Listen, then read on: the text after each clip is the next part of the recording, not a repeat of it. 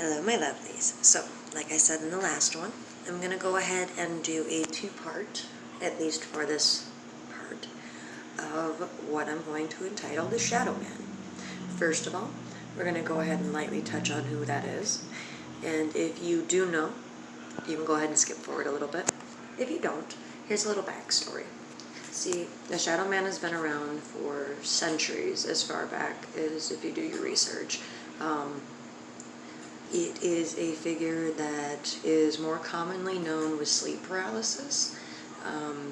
If you don't know what sleep paralysis is, I do suggest you go ahead and do your research. If you don't want to, basically it means that during sleep you almost go into a lucid dreaming state and you physically lose control over your own self.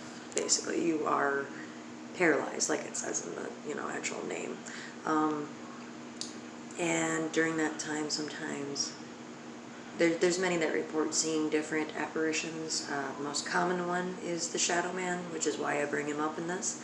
Another one is the crone, or the old woman, which actually I do have a few stories of that as well.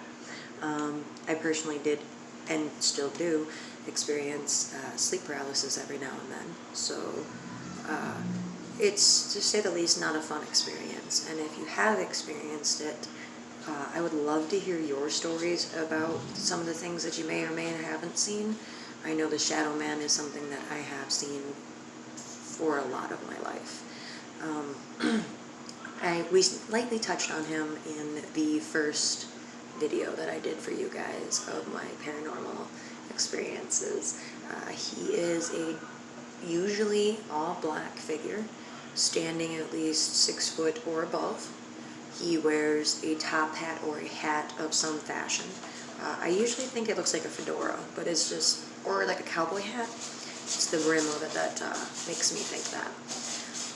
Basically, he is commonly known to stand in either a corner of your room or sometimes at the foot of your bed.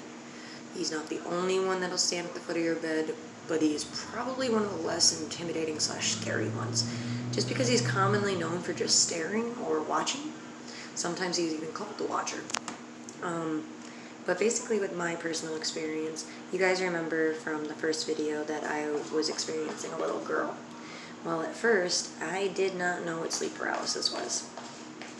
It was something that was really foreign to me, and I didn't know what was going on with myself. But I was about, I would say 8 or 9 the first time I ever saw him. And it was about right after that first experience with seeing the little girl above my head, floating in, or levitating. He just stood at the doorway to my bedroom. Now, the best way to put it is it's a large master bedroom that I was in when I first saw this, because my mother, like I said, moved me down after me experiencing stuff with that little girl. And it was in the master bedroom where her and I were sharing it. I'm a little kid, so I have my own bed. But I'm just laying in bed, and then there's this person standing in the doorway. And, of course, terrified little me just runs into bed with my mom. She didn't think anything of it, of course. I mean, why would she? Little girl just running into her bed for her mommy because she had a nightmare. That's a common thing, you know? But the next time that I experienced him was a lot more terrifying. It was the first time he ever actually stretched out any body parts, which isn't very common for it. Like I said, normally he just stands.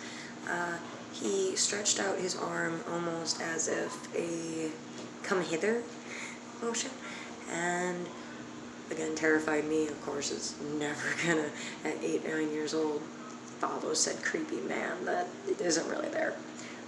But I did, as a silly teenager, follow one time.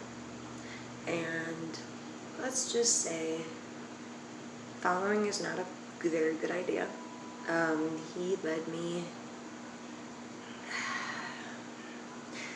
He led me downstairs, and I still to this day don't believe that it was anything more than a natural dream, because I went and checked on it when I woke up and it wasn't there. But there was the Ouija board that I spoke about, just sitting in our kitchen. And our kitchen isn't very big, so for it to just be sitting by the garbage can was really odd to me. And this is the thing that I think maybe is why I remember it the most, but the plank GIF, or the cursor that everybody uses to put their fingers on and move the, on the board with, it was sitting next to it and came flying across our living room and dining room area from the kitchen to the staircase to my bedroom, which is a good over 10 feet. So yeah, that was terrifying. But there are a couple other stories where, again, I was foolish enough to follow him. And he's a very strange person because you'll never hear speech or see a face. He's literally just a black figure. So I'm going to get more into stories of him in the next installment on this, as well as talk about that other figure, the hag. So I love you all, my darlings. This is the first installment of the Shadow Man. See you in the next one.